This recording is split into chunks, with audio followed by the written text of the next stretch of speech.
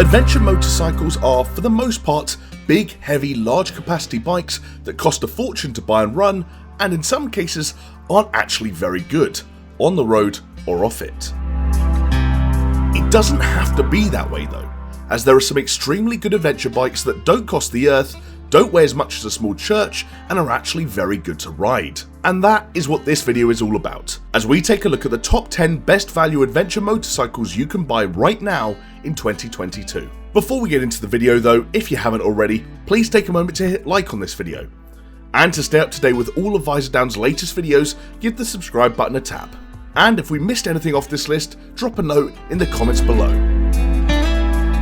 Royal Enfield's Himalayan may look a little antiquated, but beneath the skin is actually a very capable on and off-road adventure motorcycle. It's not the fastest bike on this list, and with just under 25 brake horsepower on offer, motorway cruising can be a bit of a chore. Keep it on the back roads and byways though, and there isn't much to grumble about. Its soft suspension and compliant brakes might be suboptimal for advanced ADV riders, although they do make the Himalayan an excellent choice for those starting out in the adventure touring sector. If you're looking for a cheap and cheerful commuter that can handle the odd green lane and byway, the Sinnis Terrain 380 is a sound enough choice. The low, tightly spaced gears do mean you have to work quite hard to keep the 36 brake horsepower machine in the sweet spot, although the rest of the bike is actually quite good. Visordown had a Sinnis for a month in 2021, and the frugal 380cc engine and 18-litre fuel tank combined to give around 200 miles of range between fill-ups. It also comes fully equipped with crash bars and hard panniers for an extra 300 quid. You don't get that value for money with an RS 1250 GS. Italian styling and design meets Chinese mass production techniques and a bargain basement price. The Benelli TRK 502 provides a full-size adventure riding experience, albeit without the 100 plus brake horsepower performance, for commuter bike money. Introduced in 2017, the TRK 502 comes in two guises: standard and a better equipped, more off-road orientated X trim. That bike gains wire spoke wheels and more crash protection for just £300. The baby BMW Adventure first arrived in 2017, and it does a decent enough job on road and is just about capable enough on the trails too. The novel reverse-cylinder single produces a reasonable, easy-going 33.5 brake horsepower. It's light, low, and manageable, which is all good for novices. It undoubtedly looks the part too, sharing design cues from its R1250 GS big brother, and considering the badge, it's quite good value.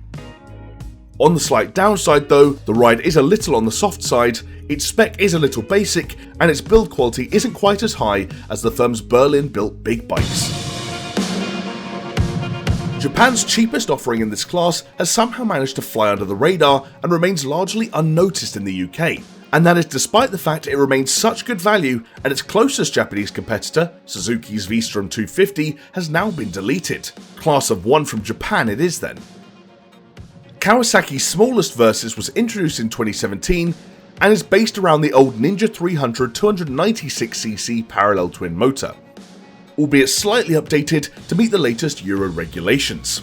With 36 brake horsepower, it's both willing and A2 compliant and features a roomy but slim chassis. It's also just about powerful enough for top riding and a reasonable off-road performer as well. Now we're starting to get into the realms of the serious lightweight adventure bikes. Austrian off-road specialist KTM has built its reputation on world-beating off-roaders, particularly with larger capacity engines, but always with genuine trail riding ability. It was only a matter of time before it came up with smaller, more affordable versions too, especially as it already had the Duke Roadster and RC Sportster 390S in its ranks. Powered by a 390cc single-cylinder engine, the KTM produces a punchy 44 brake horsepower and punches well above its weight both on the road and off it. Sometimes it's difficult to know where the terms trail bike and adventure bike diverge, especially in the lightweight classes. Thankfully, Honda has settled that conundrum by offering both the CRF 250L trail bike and adventure variant, the CRF 250 Rally we can see here. Based on the CRF 250L and its 23 brake horsepower 4-stroke single, the CRF 250 Rally gains distinctive Dakar Rally styling, a larger 10.1 litre fuel tank, up from 7.7 litres, a touring screen, larger front, and longer travel suspension. If your budget is under £7,000 and you want a good off-road and excellent on-road performer, Honda's A2 specific CB500X is arguably the best of the bunch. It was first introduced in 2013 as the adventure-style variant of Honda's all-new CB500 family, along with the CB500F Roadster and CBR 500R sports bike. All three are powered by a new 47 brake horsepower parallel twin in a budget but capable and novice-friendly chassis. And it was updated in 2019, when it gained a slick new reversed LCD dash, a styling refresh to be more in line with the likes of Honda's Africa Twin, and a larger front wheel. The result is the best CB500X yet. Still slick, smooth and novice friendly, but also roomy, comfortable and genuinely long-legged. The V-Strom debuted first back in 2004 as an adventure-style version of Suzuki's already brilliant SV650 novice-friendly Roadster. It shared that bike's excellent and eager 70 brake horsepower V-twin, but in a more upright, roomy adventure chassis, even if it never really had any off-road ability. In most respects, it's a class above the other bikes on this list, both in terms of ability and price, and that is mainly down to that fabulous V-twin engine and full-size design. It's also been successfully updated since, and remains a great budget all-rounder with better performance and versatility than you might expect. So much so that, although now aging slightly, you might question why you'd ever need a bigger bike. It really does do it all.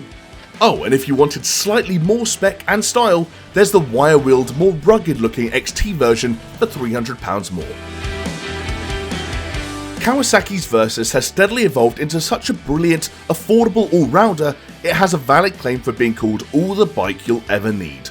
Its perky parallel twin produces 70 brake horsepower and is genuinely entertaining, and its chassis manages the neat trick of being both not intimidating for novices, yet roomy enough to take a pillion and luggage in comfort with ease.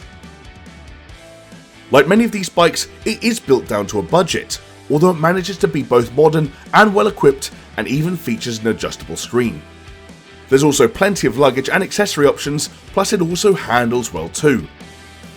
In short, it really does do it all, despite having little off-road ability.